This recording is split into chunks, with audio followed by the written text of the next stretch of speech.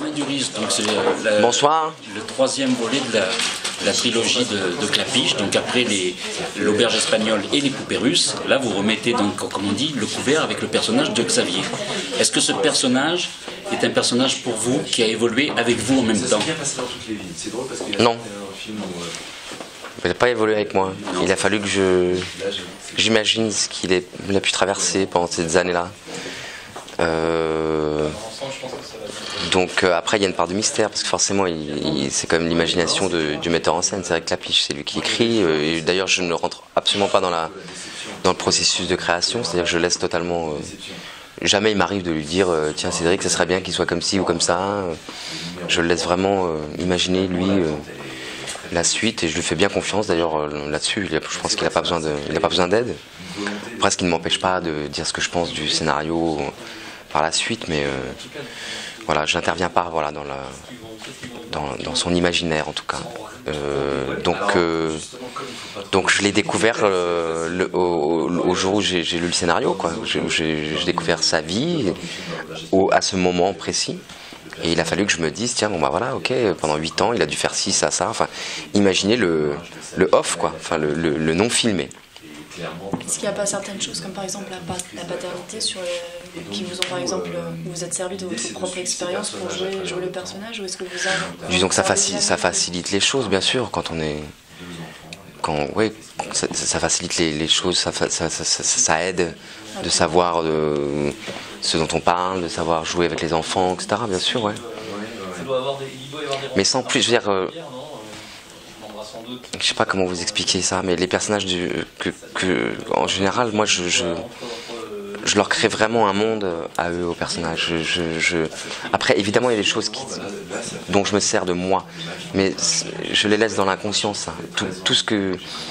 Toute la bulle que je construis, enfin, dans laquelle je me mets avant de tourner, et en tournant, je sors de moi, Romain.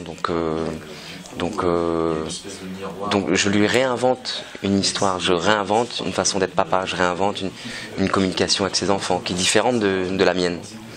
Donc vous voyez ce que je veux dire, il n'y a pas de pont, quoi, entre lui et moi. Après, évidemment qu'il y en a, mais ils sont pas concrets. Ils sont là parce que oui, je suis plus habile avec les enfants, parce que je les connais bien. Et voilà. Vous dites que c'est lui qui construit votre personnage, mais vu qu'il a construit ce personnage avec vous, peut-être que lui, en l'écrivant, il pense aussi à vous. Donc peut-être qu'il y a aussi un lien de ce côté-là, parce que lui, quand il pense à Xavier, il pense à vous. Non, il pense à... Non, il pense pas spécialement à moi. Il pense à... Ouais, il y a une séparation. Le Xavier se situe entre lui et moi, quoi. C'est vraiment quelqu'un qu'on a créé. Donc je pense que... Non, je pense pas qu'il pense à moi, Romain. Comment on travaille justement avec un réalisateur avec qui vous pouvez avoir des habitudes, puisqu'il vous connaît bien maintenant, vous avez démarré avec lui, donc il y a 20 ans maintenant, pratiquement. Est-ce qu'il y a encore vous arrivez à vous surprendre encore? Ouais, bien sûr, bien sûr. Ouais, bien sûr. Dans l'exigence. Vous connaissez bien quand même. On peut dire que, on se connaît très bien. On peut dire que c'est quelque chose de... Ouais, bien sûr, mais je vous dis, c'est dans l'exigence qui me surprend, c'est de pas de se satisfaire d'une facilité ou de vouloir toujours dans parfois la répétition de prise, par exemple, de chercher des choses qui ne seraient pas données comme ça, d'aller plus loin, de repousser toujours les...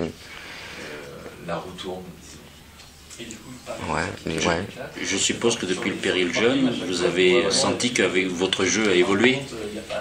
Oui, bien sûr. Les mêmes conditions. Bien sûr, le jeu il évolue. Après, je suis toujours, je fais toujours attention à une chose que je trouve précieuse chez les comédiens, c'est la spontanéité, l'instinct. Et donc même si aujourd'hui j'ai peut-être plus de clés. Le mot méthode me fait peur, j'ai pas vraiment de méthode, je pense pas, mais il y a forcément un savoir-faire qui découle le métier d'acteur, plus on fait, plus on apprend, et plus ça nous crée un bagage sur lequel on peut s'appuyer,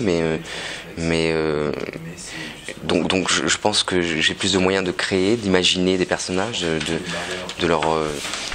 faire une composition d'un personnage, et ensuite avec cette composition de revenir léger et instinctif et spontané. Donc je me sers un peu des deux, je me sers un peu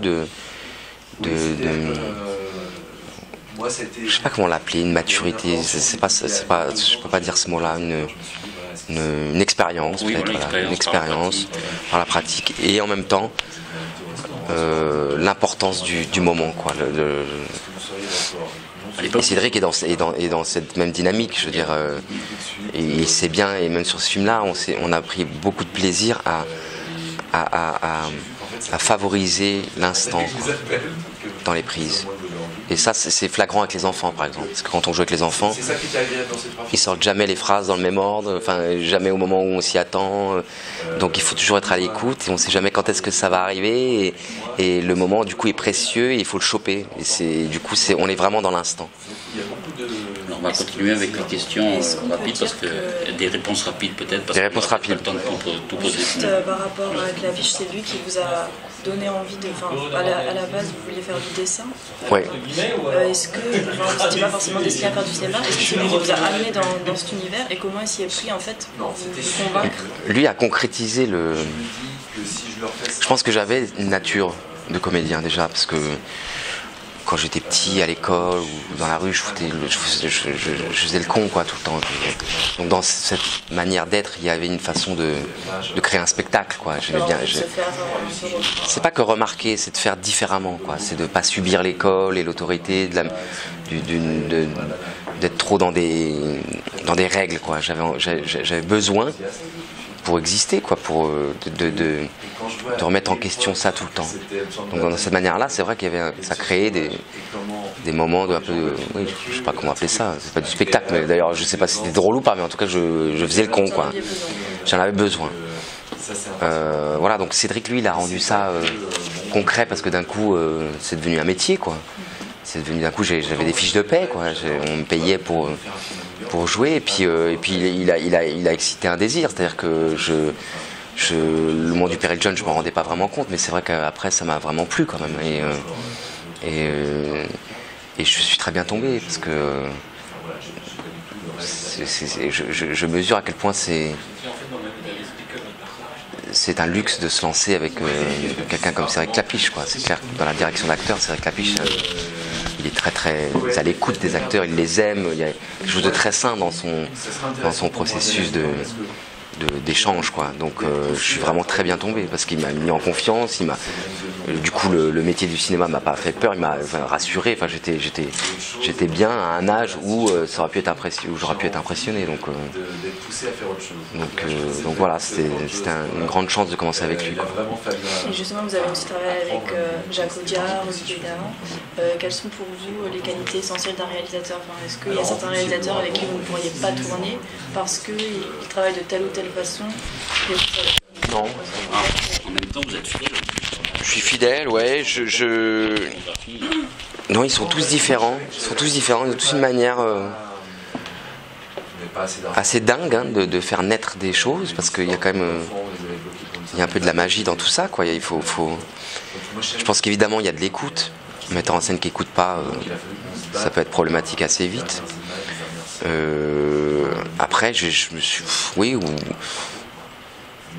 je crois que j'aime l'exigence quand même, ouais. J'aime les metteurs en scène exigeants. En général, quand je tombe sur des films où très vite, je sens que les metteurs en scène sont satisfaits trop vite d'un moment, ou dès qu'on fait 2 prises, ils disent très bien, on en refait une. Ah bah c'était super, on en refait une.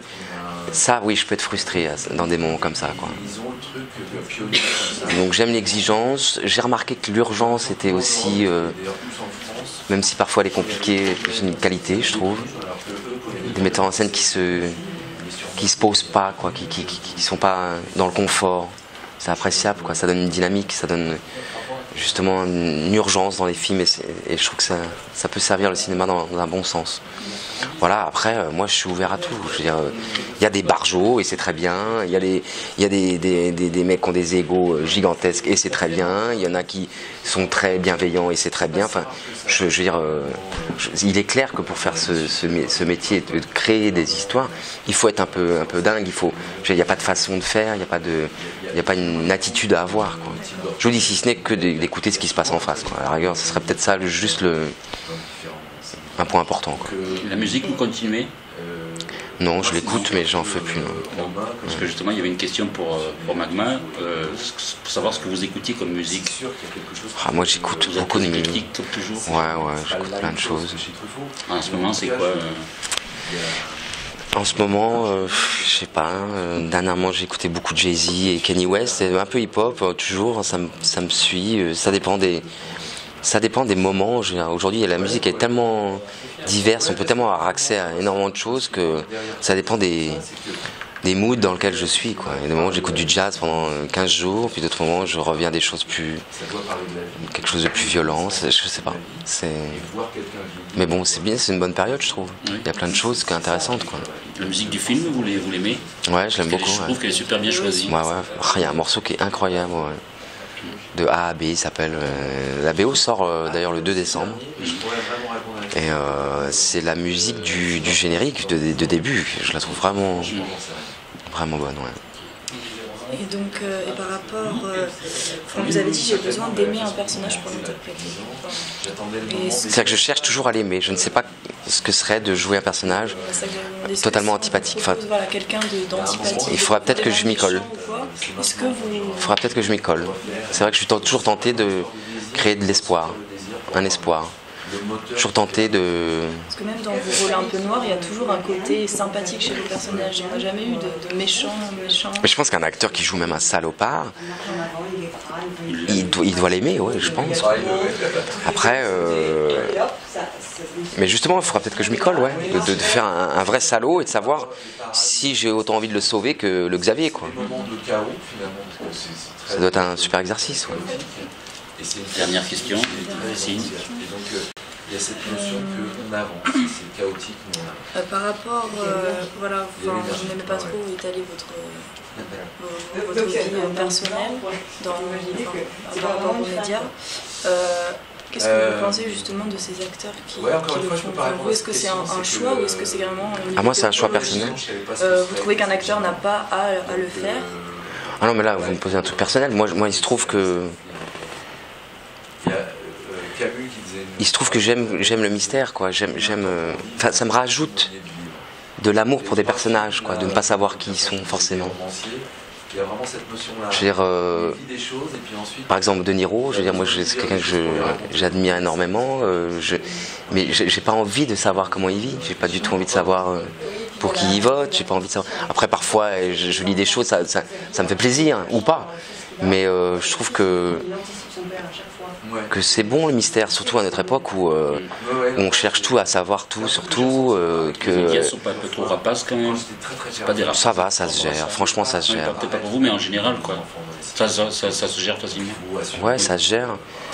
Ça se gérait moins au départ parce qu'on n'a pas d'armes quand on arrive à 19 piges et que d'un coup on arrive sur les plateaux télé et qu'on nous pose des questions très directes sur des choses personnelles. On ne sait pas trop comment. Alors moi parfois je passais pour un timide ou un mec pas sympa peut-être, mais